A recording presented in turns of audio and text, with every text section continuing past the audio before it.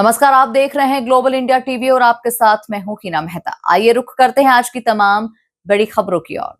भ्रष्टाचार के खिलाफ पारदर्शिता और नागरिकों के संवैधानिक अधिकारों की रक्षा के लिए चल रहे संघर्ष में अखिल भारतीय ग्राहक पंचायत महू ने एक बड़ी सफलता दर्ज की है। संगठन के लगातार कानूनी प्रयासों के बाद मध्य प्रदेश राज्य सरकार ने राज्य सूचना आयोग SIC में रिक्त सूचना आयुक्तों के पदों को भरने की प्रक्रिया शुरू कर दी है। यह पूरा मामला तब शुरू हुआ जब अखिल भारतीय ग्राहक पंचायत महू के विधि आयोग द्वारा अधिवक्ता प्रथमेश कौशल के माध्यम से राज्य शासन को एक लीगल नोटिस भेजा गया। नोटिस में सरकार को 30 दिनों के भीतर राज्य सूचना आयोग के रिक्त पदों पर नियुक्ति प्रक्रिया प्रारंभ करने के निर्देश दिए गए। नोटिस प्राप्त होने के ठीक 30वें दिन प्रदेश सरकार ने विज्ञापन जारी करते हुए सूचना आयुक्तों की भर्ती प्रक्रिया सुनिश्चित कर दी, जिससे संगठन के कानूनी प्रयास को सफलता मिली। नोटिस में चेतावनी दी गई कि यदि निर्धारित समय में कार्रवाई नहीं की गई तो संगठन न्यायालय में जनहित याचिका PIL दायर करेगा। इस पारदर्शिता और जवाबदेही की लड़ाई में महत्वपूर्ण भूमिका निभाने वालों में उच्च न्यायालय अधिवक्ता अमन मालवीय, अखिल भारतीय ग्राहक पंचायत मालवा प्रांत विजय यादव, सेवानिवृत्त IPS, माननीय मुख्य सूचना आयुक्त मध्य प्रदेश राज्य सूचना आयुक्त और ज्योति मोदक, सचिव एवं लोक सूचना अधिकारी राज्य सूचना आयोग शामिल है। इन्होंने सूचना उपलब्ध कराने की प्रक्रिया को आगे बढ़ाने में अहम योगदान दिया।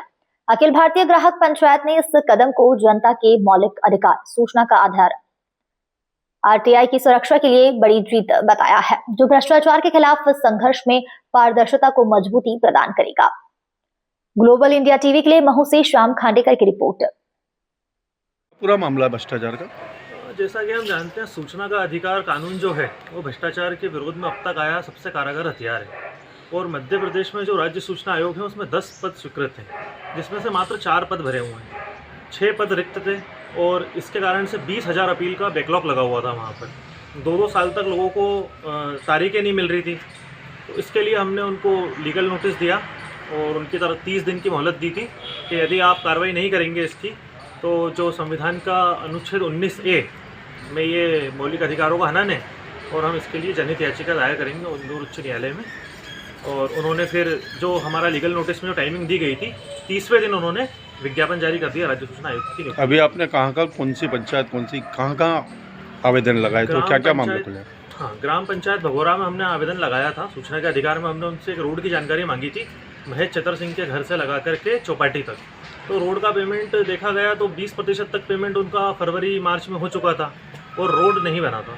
उस रोड का काम अभी शुरू हुआ है 4-5 दिन पहले।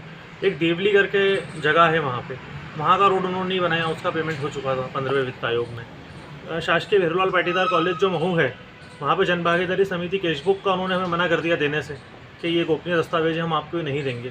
तो राज्य सूचना आयोग में आयुक्त नहीं होने के कारण इस तरह की अनियमितताएं चल रही थी। इस पर अंकुश लगेगा। आपका नाम? साहिल सागर, जिला विधि प्रमुख, ग्राहक पंचायत। भ्रष्टाचार के विरुद्ध आपने बड़ी कार्रवाई करी है, क्या पूरा मामला था? भ्रष्टाचार के विरुद्ध अखिल भारतीय ग्राहक पंचायत देश भर में अभियान चला ही रहा है।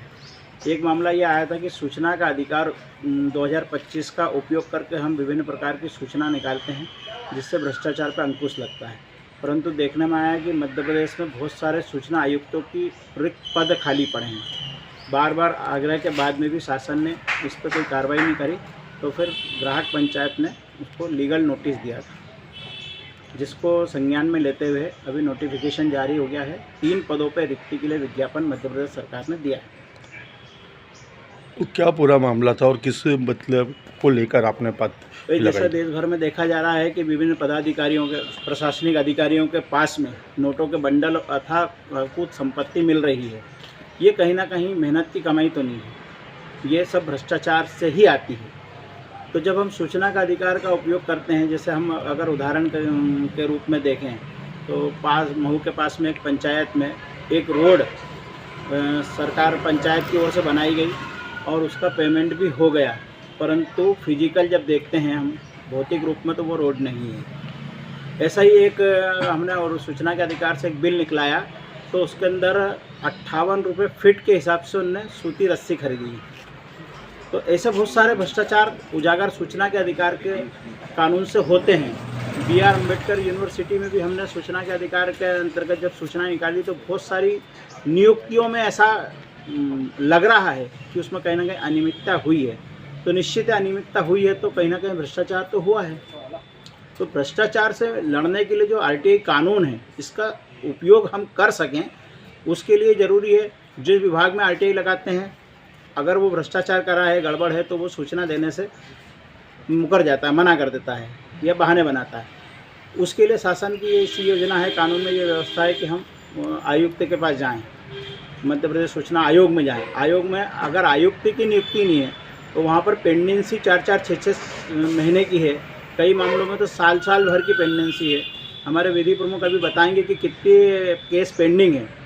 तो उस हिसाब से हमने सरकार से आग्रह करा कि आयुक्तों की नियुक्ति करें तो ये पेंडेंसी ख़त्म हो, लोगों को सूचनाएं प्रॉपर मिले, जिसके कारण भ्रष्टाचार पर अंकुश हो। आपने कौन सी पंचायत का नाम नहीं बताया, कौन सी पंचायत? महू के पास में हमारे विधि प्रमुख और उसको विस्तार से बताएंगे, पंचायत का नाम भी बता देंगे। आपका नाम? मैं मुकेश कौशल, अखिल भारतीय ग्राहक पंचायत मालवा प्रांत संगठन मंत्री। अब क्या पूरा मामला है? सूचना आयोग में जो रिक्त पद के लिए आग्रह आया था, ये जो शिकायतकर्ता हैं साहिल सागर जी, उन्होंने आपको विषय समझा दिया पूरा। उसके लिए अपन ने एक लीगल नोटिस ड्राफ्ट किया था और सूचना आयोग से जानकारी मांगी थी कि अभी तक कितने रिक्त पद हैं और पूरे 10 संभाग और 52 ज़िले में कितने आयुक्त होने चाहिए।